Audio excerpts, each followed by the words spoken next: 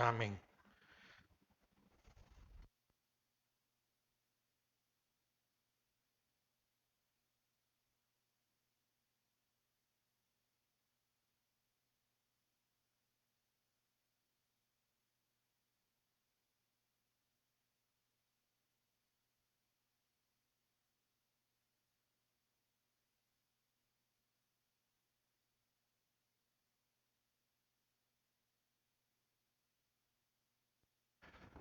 Buenas noches, hermanos, que el Señor les bendiga. Es una bendición poder estar un nuevo jueves para seguir aprendiendo la palabra de nuestro Dios. Para comenzar, vamos a orar. Vamos a darle gracias al Señor porque nos permite llegar a un día más, ya casi a terminar una semana laboral y pronto pues terminar también la semana, ¿verdad? Padre, te damos gracias a esta hora porque una vez más tu amor y tu misericordia está sobre nuestras vidas. Gracias porque no nos has dejado, gracias porque no nos has desamparado, gracias porque esa misericordia de Dios, esa misericordia tuya, Señor, está sobre nuestras vidas y la renuevas cada día, cada uno de nosotros. Gracias por darnos provisión, salud, abrigo, techo. Gracias porque eres fiel. Queremos pedirte por la salud de nuestros hermanos Sara Lilian de Varillas, Levi Cepeda, Marina de Aguilar. Señor, haz tu obra sobre la vida de tus hijos. Pedimos fortaleza, Señor, por la familia Chavarría. Padre, en el nombre de Jesús, ahí donde esté la familia, Señor, llévales fortaleza en sus corazones.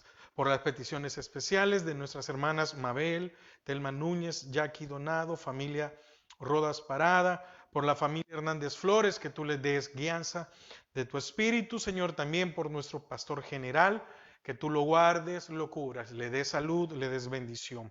Por cada uno de los pastores de Misión Cristiana Judá, por el pastor Waldo Mendoza, Amílcar Varillas, Milagro de Bonilla, Alberto Picarielo, Alberto Campos. Señor, bendice sus vidas, sus matrimonios, sus hogares, los ministerios, las ayudas y cada uno, Señor, de las personas que están bajo estas autoridades. Señor, en el nombre de Jesús, bendice al pastor Don, a su esposa, a la congregación, Señor, y gracias porque nos permite ser parte, Señor, en este lugar. Bendice a cada uno de mis hermanos, a cada una de las familias, Señor, que somos parte de Misión Cristiana Judá aquí en Esplendora.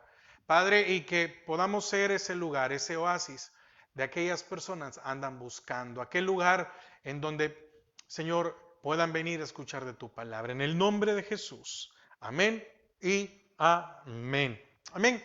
Este día seguimos siempre hablando de la conquista de la tierra prometida y hoy vamos a hablar de las batallas que se dieron en Canaán. Ya había pasado un tiempo en el cual aproximadamente 40 años en el desierto y el Señor había eliminado a toda aquella generación que tenía más que todo un corazón egipcio, ¿verdad? Aquella generación que quedó postrada en el desierto por el pecado, por la desobediencia, aquella generación que pidió al Señor que los sacara de esa esclavitud. Pero cuando ya estuvieron en el desierto, el corazón de ellos cambió. Y entonces quiero que me acompañe a Josué 5, y vamos a leer el versículo 1 porque vamos a ver ahorita que hacen un campamento en Gilgal. Amén. Campamento en Gilgal. Y esto es antes de la toma de Jericó. Acababan de pasar el río Jordán y lo que el Señor hizo, ¿verdad? Pero ahora vamos a ver el campamento en Gilgal.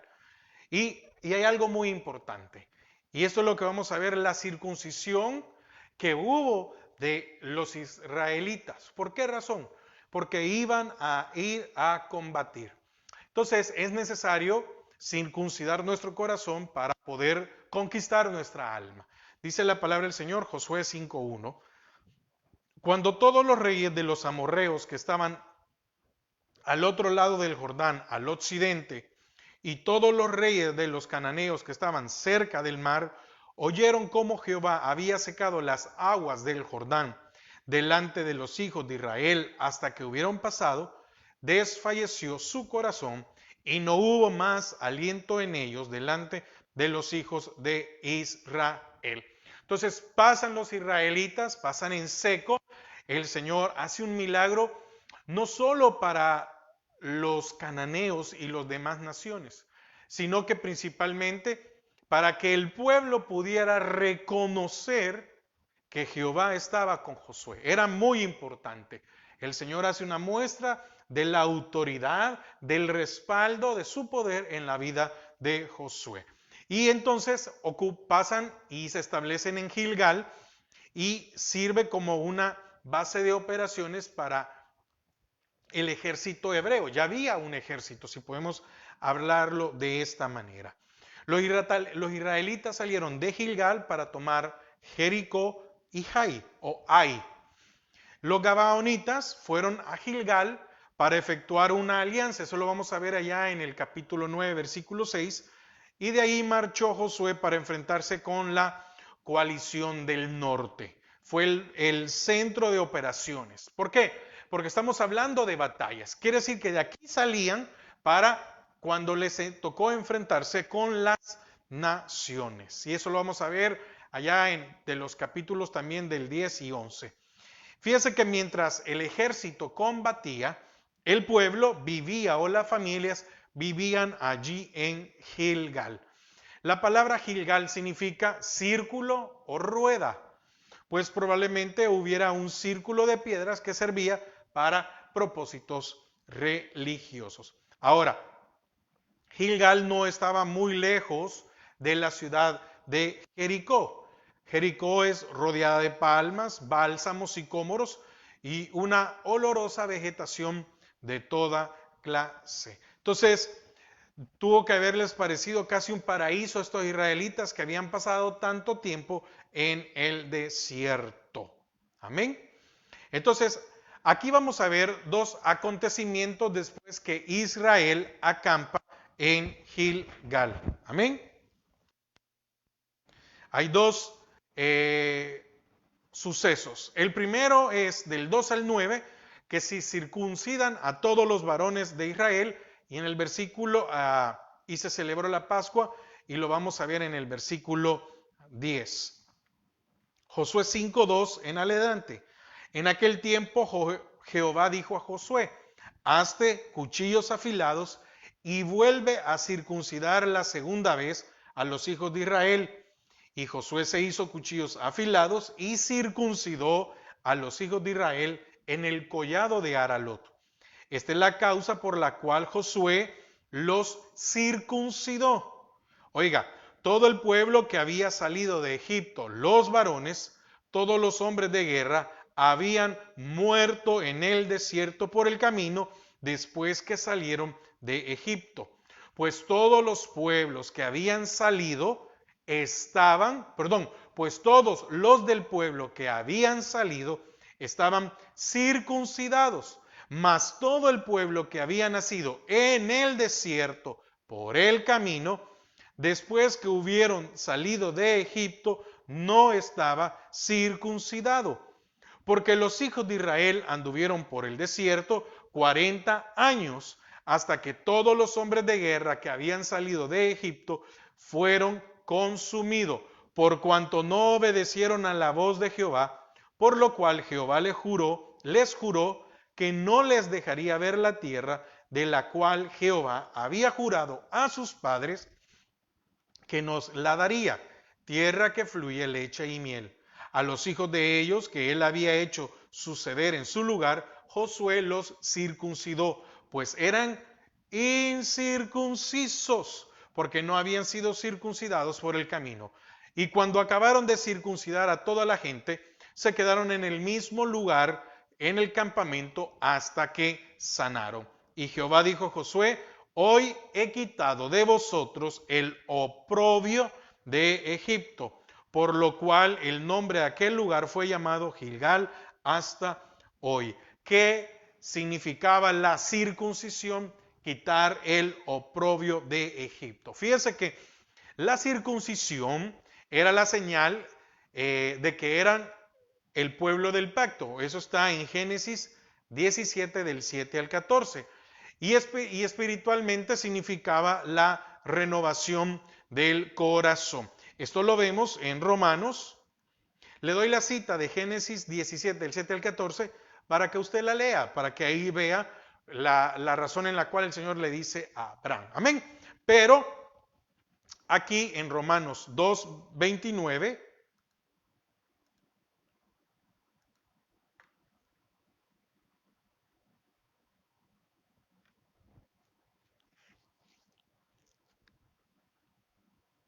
bueno, voy a leer rápidamente Génesis 17:7 dice, y estableceré mi pacto entre mí y ti, y tu descendencia después de ti en sus generaciones, por pacto perpetuo, para ser tu Dios, y el de tu descendencia después de ti. Y dice el versículo 10, este es mi pacto, que guardéis entre mí y vosotros, y tu descendencia después de ti, será circuncidado todo varón de entre vosotros. Todo varón. Aquí no solo eran primogénitos, todo varón.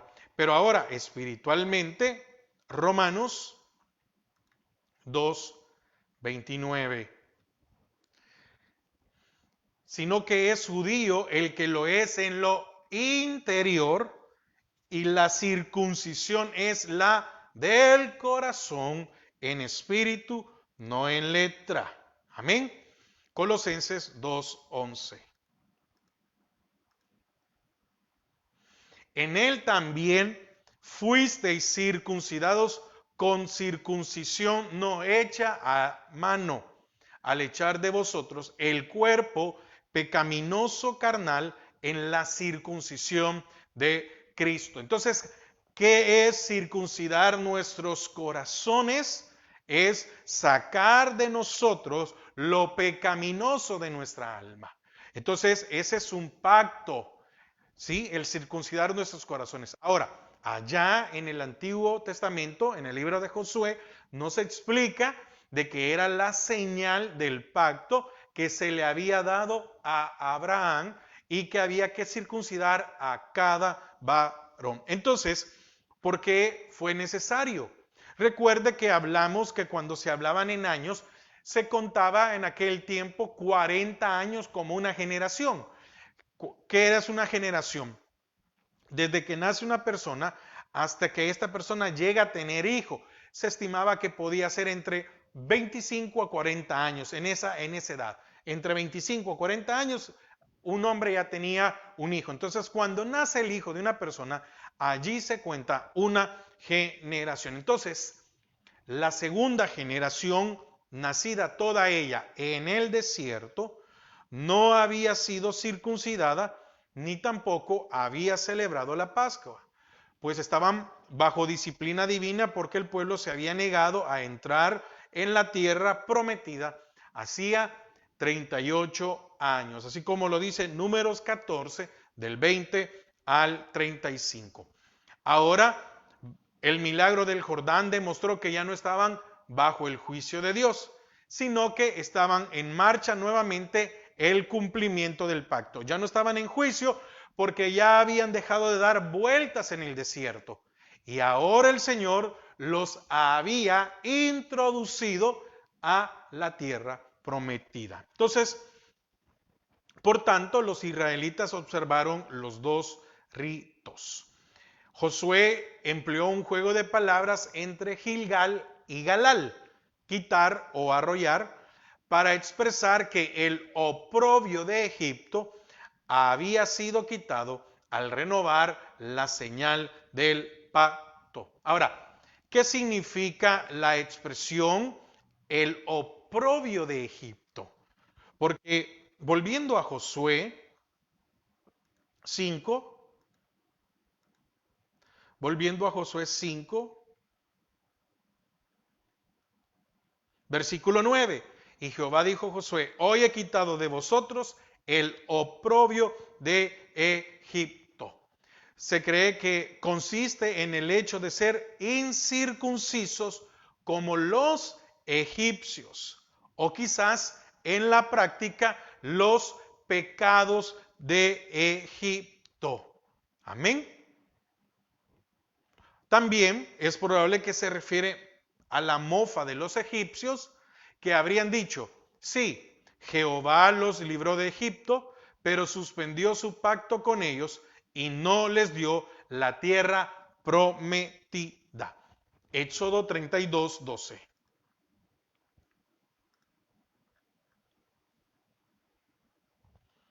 Oiga lo que hayan dicho. Éxodo 32, 12. ¿Por qué han de hablar los egipcios diciendo, para mal los sacó, para matarlos en los montes y raerlos sobre la faz de la tierra? Vuélvete del ardor de tu ira y arrepiéntete de este mal contra tu pueblo. Amén. Entonces, ¿qué es quitar el oprobio? Quitar el pecado del mundo. Amén. Quitar el pecado del mundo. En aquel rito era la señal de que era una nación diferente, una nación que no adoraba a dioses paganos, una nación que como lo leímos hace dos enseñanzas, estoy mal, ¿verdad? Levíticos 18, 28, ahorita, bueno, Levíticos 18, déjeme ver, solo corroborar, amén, como lo dice Levíticos 18, todos los actos inmorales que había allá en Egipto como en Canaán. Entonces, el que estuvieran circuncidados era una señal de un pacto. ¿Y cuál era el pacto o cuál fue lo que el Señor le dijo a Abraham por lo cual lo escogió? Le dice, Abraham, de ti va a salir un pueblo diferente a todas las naciones, porque estos son tan inmorales, tan malos, tan pecadores, que es necesario raerlos de la tierra. Y fíjese que desde el que el Señor le dice a Abraham, eso, el llamamiento, hasta este momento que Josué entran a la tierra prometida para conquistarla, yo estaba haciendo cálculos con respecto a los años y me daba un aproximado de 735 o 736 años. Hermanos, ¿cuántas generaciones habían pasado? ¿Cuántas veces el Señor se les mostró y no atendieron? No fue de la noche a la mañana, no fue que el Señor llamó hoy a Abraham y le dice, voy a hacer de ti una nación, porque estos pecan y hacen. No, no, no, no. Hermanos, la misericordia de Dios, la misericordia de Dios sobre todos estos pueblos. En el momento en que el Señor le dice a Abraham, mira la inmoralidad de todos estos, es porque cuántos años también habían pasado de que todos estos pueblos se habían vuelto inmorales, pecadores. Y todavía el Señor les dio misericordia, gracia, más de 700 años. Entonces, cuando vemos y vemos que el Señor, porque vamos a ver en las siguientes enseñanzas, hermano. Yo quiero que por favor usted no se confunda y entienda esto. Porque mucha gente dice, ¿cómo es posible que el Señor mandó a que se mataran a todos? ¿Cómo es que posible que Dios fuera tan injusto? Y algunos han llegado a decir, ¿por qué el Señor fue tan malo de matar aún a niños, a bebés de pecho? Porque pobrecitos, no, eran naciones totalmente contaminadas. Hermanos, ¿se recuerda en Sodoma y en Gomorra? Cuando llegan los ángeles y llegan a la casa de Lot, de Lot, llegan a la casa de Lot y dice que desde el mayor hasta el menor en la ciudad tocaron la puerta y casi querían destruir para poder tener, déjeme ocupar una palabra porque yo sé que estamos en esto muchas veces, pero ellos querían tener un contacto sexual con los ángeles, desde el más viejo hasta el menor. ¿Ve cómo estaba de corrompida? la ciudad, ve cómo estaba de corrompidas las naciones. Cuando ya algo no tiene solución, cuando ya algo está muy corrompido, entonces es cuando el Señor dice, hay que eliminar esto. Por eso vamos a ver situaciones en la cual el pecado de Acán, vamos a estudiarlo más adelante. Me estoy adelantando un poquito, pero ¿por qué razón murió él y toda su casa? Si solo fue él. Bueno, porque su casa consintió también.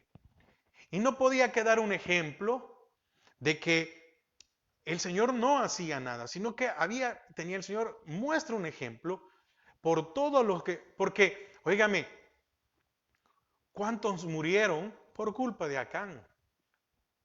Entonces, debemos de entender esto. Y ahora quiero llevarlo a este punto.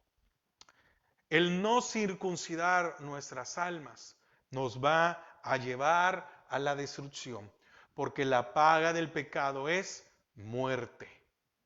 ¿De qué estaba lleno Egipto? ¿De qué estaba lleno Canaán? De pecado, de inmoralidad. Todas las aberraciones que alguien se pueda imaginar y que tal vez para hoy uno dice, no, pero es que en estos tiempos, no, hermanos, eso ha existido siempre. Todo lo que usted hoy escuche, porque muchas veces nos escandalizamos, lo que ahora el mundo lo ve como algo normal, ya se hacía, hermanos, en la antigüedad. Sigamos. ¿Qué más? Versículo 10 del capítulo 5. Dice, y los hijos de Israel acamparon en Gilgal y celebraron la Pascua a los 14 días del mes por la tarde en los llanos de Jericó. Al otro día de la Pascua comieron fruto de la tierra, los panes sin levadura, y en el mismo día espigas nuevas tostadas. Y el maná cesó el día siguiente, desde que comenzaron, mire qué interesante esto, desde que comenzaron a comer del fruto de la tierra, ya no era necesario el maná.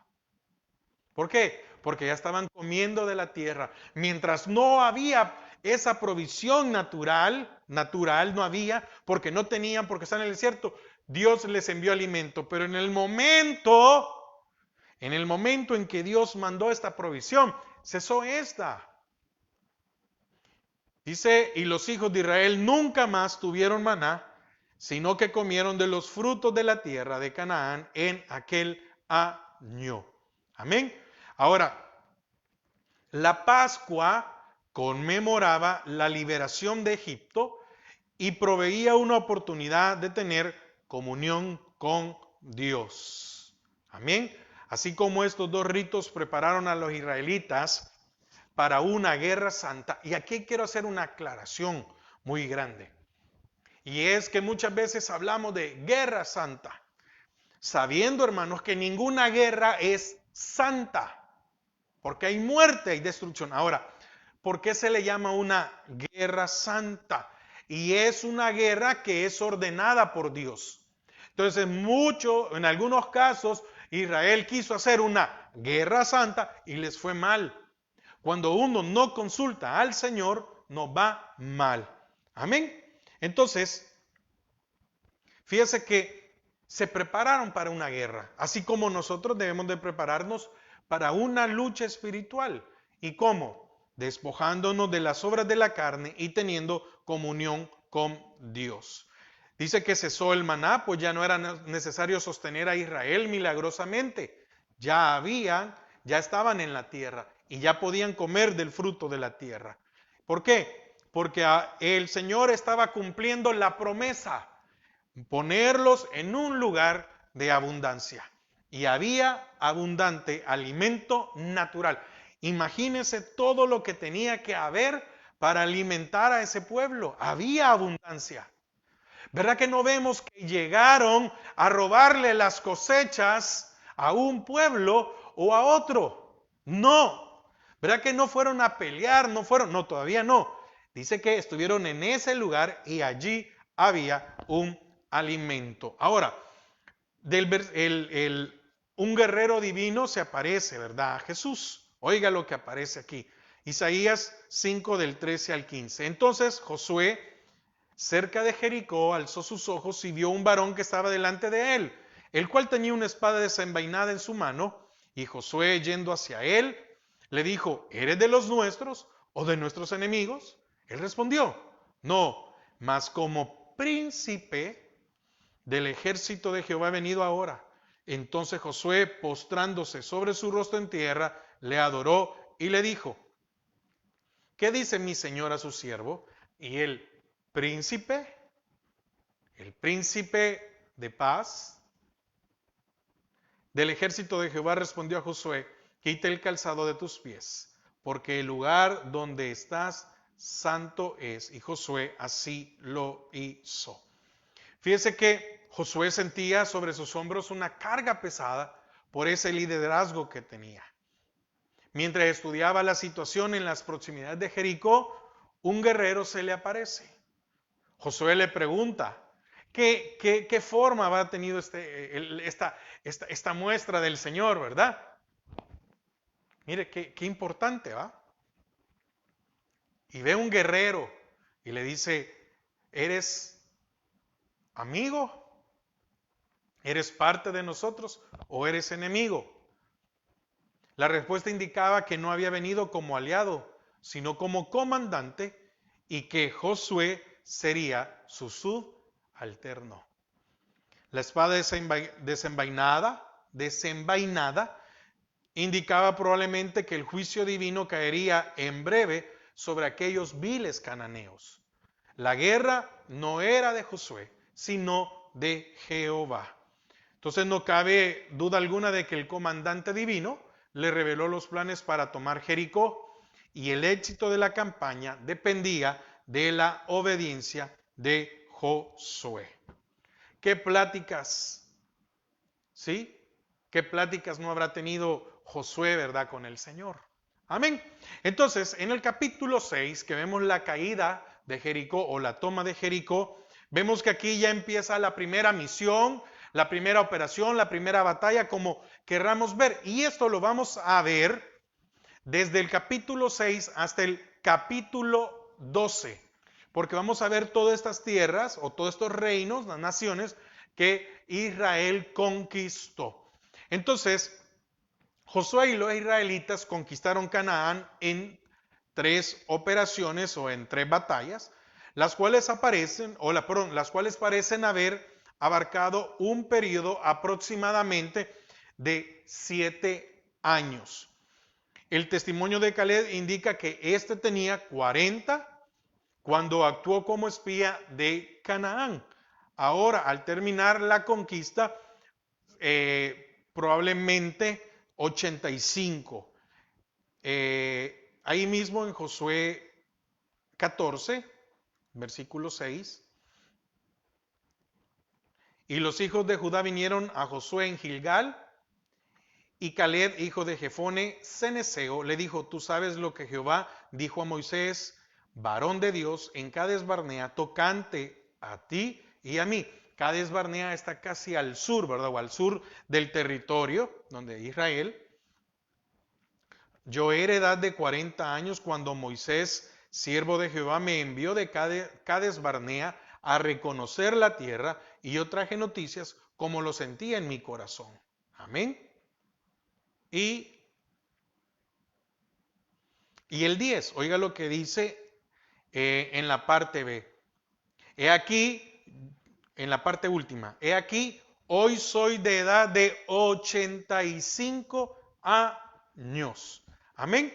Entonces, si Israel pasó 38 de peregrinaje en el desierto, después de su fracaso en Cades Barnea, esto dejaría 7 años para la guerra en Canaán, tomando en cuenta de que tenía 40 y cuando habían conquistado la tierra 85.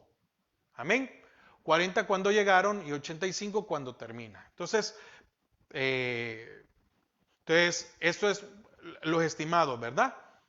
31 reyes y 7 naciones fueron sometidas. Y eso lo vamos a ver allá en el capítulo 12. Volviendo a Josué 6, que es lo que nos interesa en este momento, es sobre la toma de Jericó. Yo creo que usted conoce mucho y lo ha leído, pero le voy a invitar a que usted lea el capítulo completo. Solo voy a leer la primera parte. Ahora Jericó estaba cerrada. Oiga, y esto lo quiero mencionar para poder entender las demás cosas. Ahora Jericó estaba cerrada, bien cerrada, a causa de los hijos de Israel. Nadie entraba ni salía. Es decir, ellos mismos habían cerrado la ciudad porque tenían miedo. Mas Jehová dijo a Josué, mira, yo he entregado en tu mano a Jericó y a su rey con sus varones de guerra. Rodearéis pues la ciudad todos los hombres de guerra, yendo alrededor de la ciudad una vez. Y esto haréis durante 6 días, ¿verdad? Ya sabemos que había que rodear y marchar. ¿Cuál fue el éxito en la conquista de Jericó? El obedecerle al Señor. Ahora, la toma de Jericó. En la Biblia se llama a Jericó la ciudad de las palmeras. Esto lo podemos encontrar en Deuteronomio 34:3.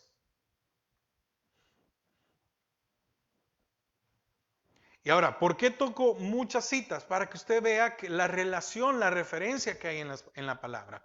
Dice Deuteronomio 34:3, el Negev y la llanura, la vega de Jericó, ciudad de las palmeras, amén, hasta Zoar, y también Jueces 3:13.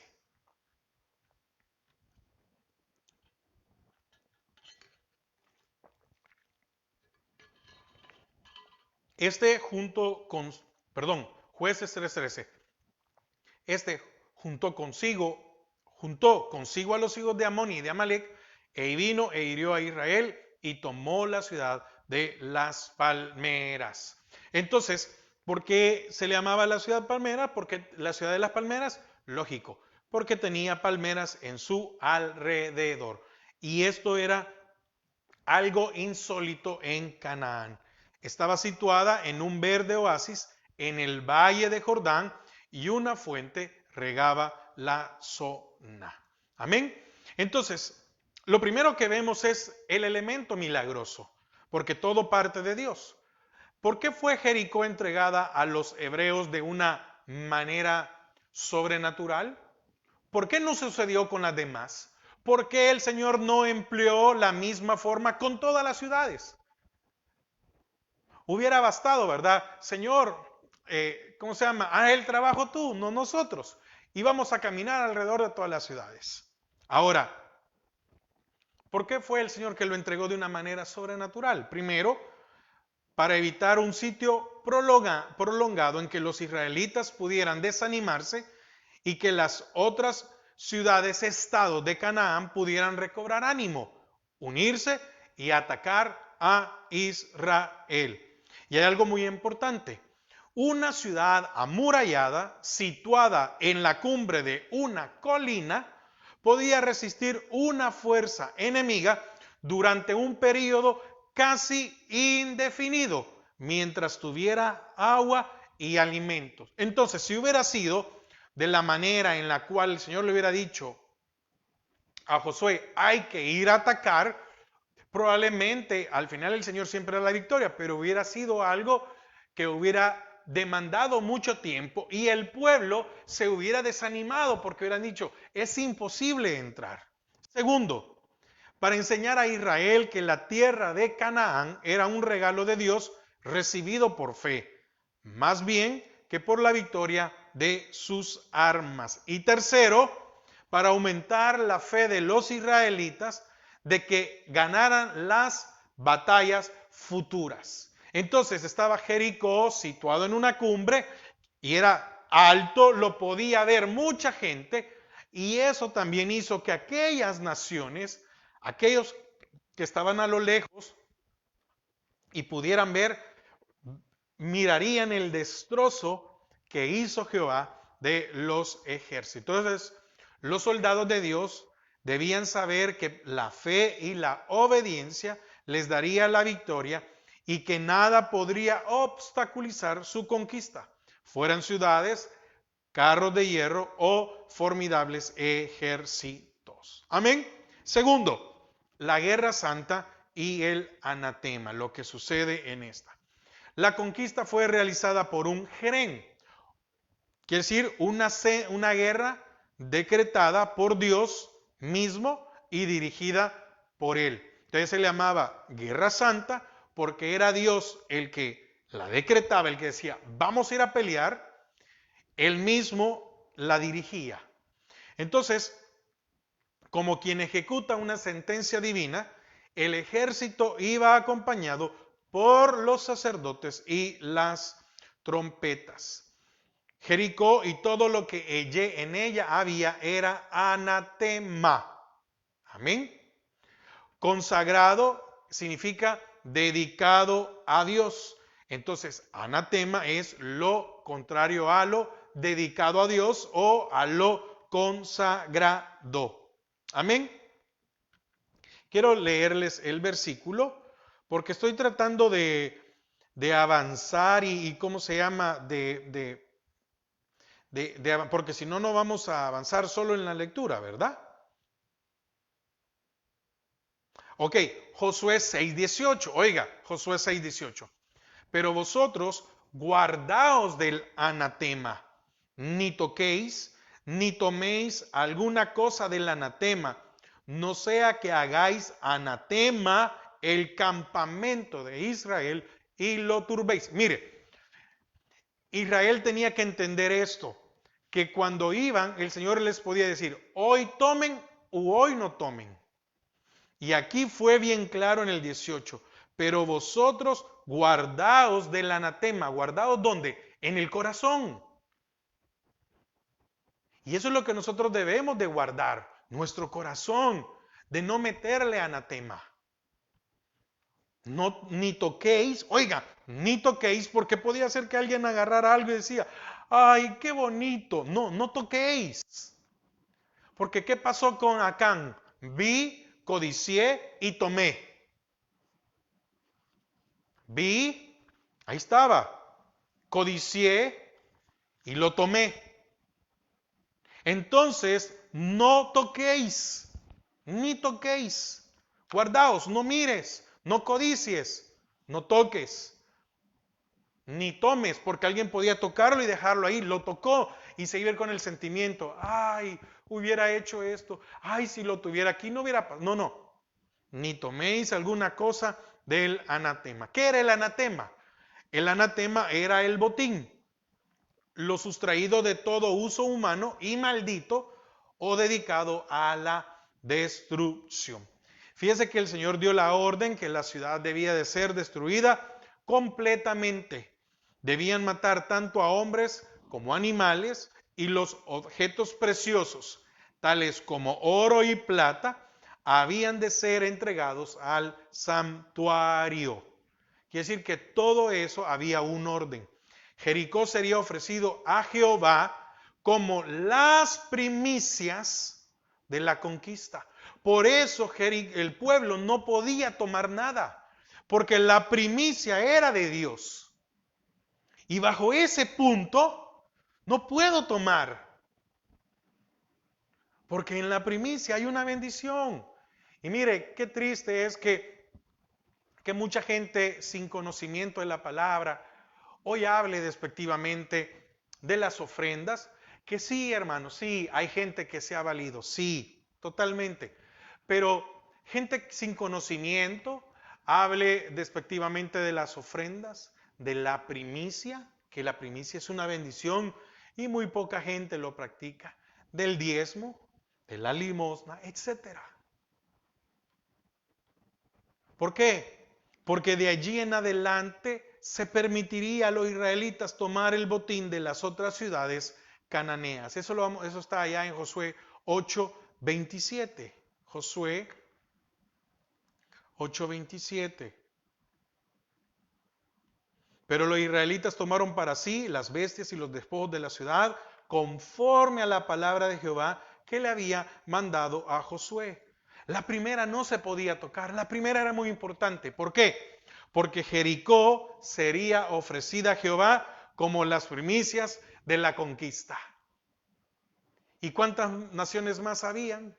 37 naciones. 30 más 7 naciones, dice la palabra, que eran 31 reinos y 7 naciones. Había. La primera no había que tocarla. ¿Y qué hizo Acán? Tocarla. Ahora, veamos algunas lecciones prácticas. Por la fe cayeron los muros de Jericó después de rodearlos 7 días. Hebreos 11:30. Por la fe cayeron los muros de Jericó después de rodearlos los 7 días. La ciudad fue tomada con una estrategia muy extraña. Amén. Oiga, alguien preguntó, ¿quién ha oído jamás de una marcha de triunfo antes de obtener una victoria? ¿Un grito de victoria antes de confirmarse el éxito? Vosotros gritaréis, ¡ah! Porque vamos a buscar, déjeme buscar. Oiga lo que dice el 6:10. Y Josué mandó al pueblo diciendo, vosotros no gritaréis, ni se oirá vuestra voz, ni saldrá palabra de vuestra boca, hasta el día que yo os diga, gritad, entonces gritaréis. Y oiga lo que dice el versículo 12. Y Josué se levantó de mañana y los sacerdotes tomaron el arca de Jehová y los 7 sacerdotes, llevando las 7 bocinas de cuerno de carnero, fueron delante del arca de Jehová y andando siempre y tocando las bocinas, y los hombres bien armados iban delante de ellos, y la retaguardia iba tras el arca de Jehová mientras tocaban continuamente. Amén.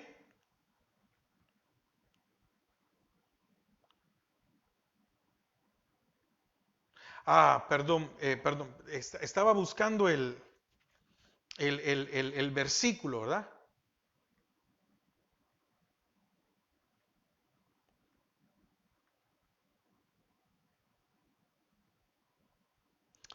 ¿Dónde dice gritad?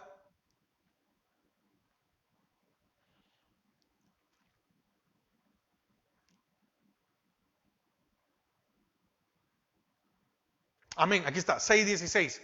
Y cuando los sacerdotes tocaron la bocina la séptima vez, estamos hablando del séptimo día, Josué dijo al pueblo, gritad, porque Jehová os ha entregado la ciudad. Amén. Gritad porque Jehová os ha entregado la ciudad. Fue un grito de victoria antes de que se diera el derrumbe de toda la ciudad. Entonces había que ser fe y obediente. ¿Por qué? Porque Jehová lo había dicho que lo iba a hacer. Entonces, primer punto de estas lecciones prácticas, la obediencia de la fe. Dios había prometido entregar la ciudad en las manos de Josué, pero todos los israelitas tenían que cumplir al pie de la letra los mandatos divinos. Tener fe es más que creer intelectualmente, es también obedecer por más extraño que sea el mandato.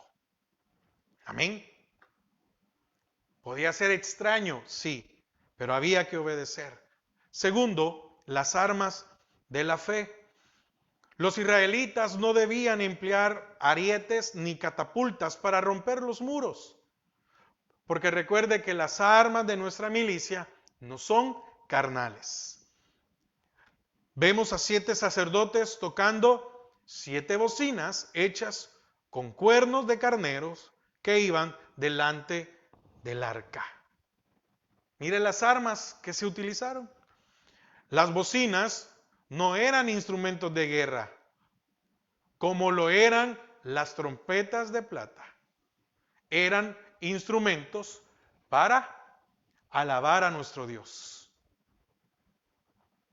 Las bocinas, los sacerdotes vestidos de blanco, el silencio reverencial, todo indicaba que la guerra era más espiritual o religiosa, como a algunos les gusta decir, que militar. No era una guerra militar, Era una guerra espiritual. Amén. El arca ocupaba el lugar de honor y simbolizaba que Dios mismo rodeaba la ciudad. Tercer punto, o tercero, la victoria de la fe. A su tiempo segaremos. Nótese con cuánta frecuencia reaparece el sagrado número 7, el cual significa totalidad o perfección. Después de trabajar 6 días, viene el séptimo de victoria. Y hay ciertas semejanzas entre algunos detalles de la caída de Jericó y de la venida del Señor. ¿Por qué? Porque dice la voz de mando, la trompeta de Dios y el grito de triunfo, ha caído la gran Babilonia. Primera epístola a los Tesalonicenses 4:16. Porque el Señor mismo, con voz de mando, con voz de arcángel y con trompeta de Dios, descenderá del cielo y los muertos en Cristo resucitarán primero. Apocalipsis 18:2. Y clamó con voz potente diciendo, ha caído la gran Babilonia y se ha hecho habitación de demonios y guaridas de todo espíritu inmundo y albergue de toda inmundia y aborrecible. Amén. Entonces, nosotros, ¿verdad? Hemos estado rodeando al mundo y los muros todavía no se han derrumbado, pero algún día caerán y se dirán. Apocalipsis 11:15.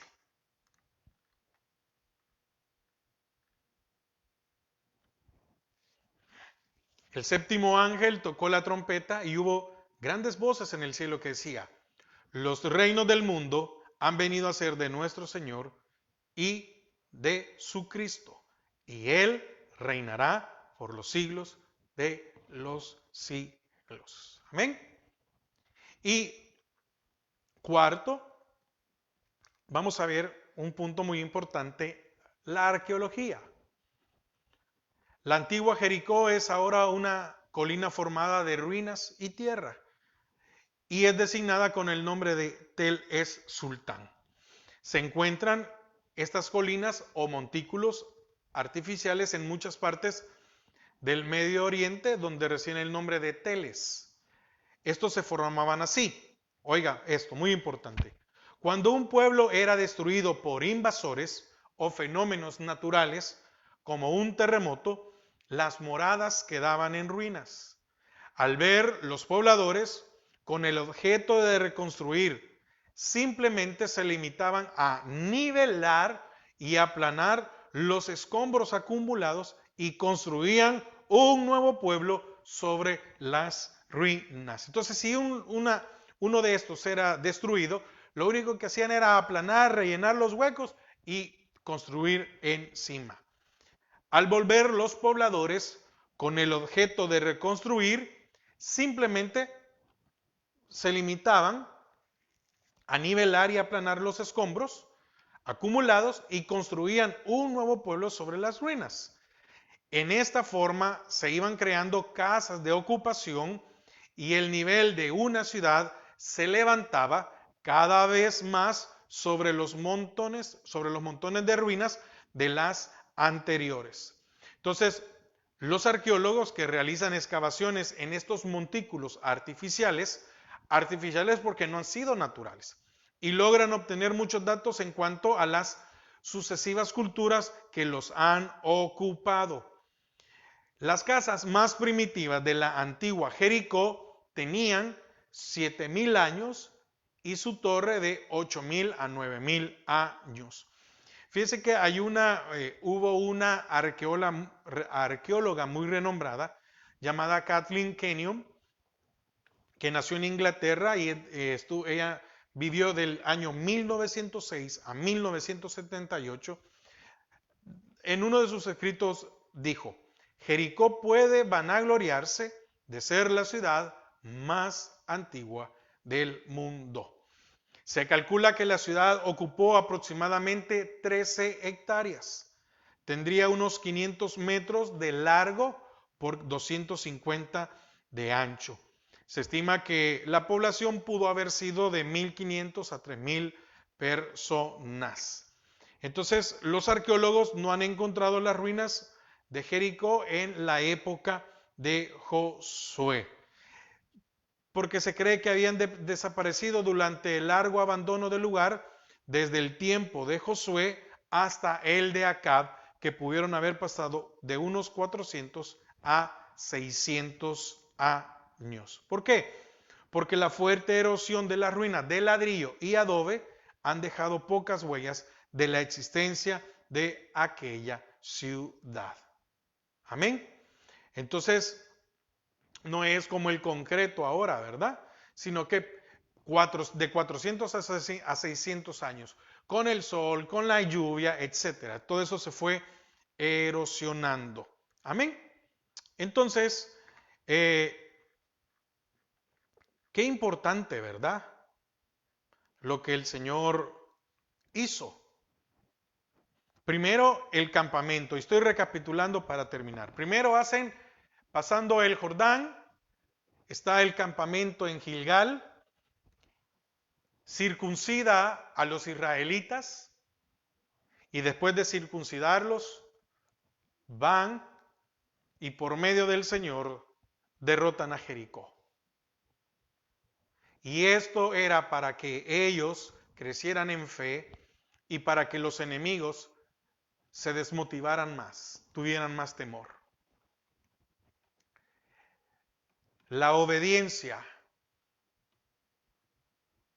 a su palabra es la que va a traer victoria. La obediencia a su palabra es la que va a traer bendición a nuestras vidas. Es necesario circuncidar nuestros corazones y obedecer su palabra. ¿Quién iba adelante en la marcha en Jericó? Los sacerdotes, los músicos, el arca, y después iba el pueblo. En Jericó no se levantaron armas, se vio el poder de Dios. Muchas veces nosotros queremos tomar las riendas y arreglar las cosas humanamente. Y las cosas se van a arreglar si obedecemos a Dios, si confiamos en su palabra. Amén. Padre, gracias porque nos has dado este tiempo para aprender de tu palabra. Gracias por hablar a nuestras vidas. Bendice a cada uno de mis hermanos y que tu misericordia y tu amor no se aparte de nuestras vidas. En el nombre de Jesús. Amén y amén. Hermanos, vamos a dejar hasta aquí porque ya no me quiero meter a tocar más tema, pero ya el próximo jueves ya vemos lo que pasó con la toma de Ai y el pecado de Acán y lo demás. Amén. Así que el Señor les bendiga.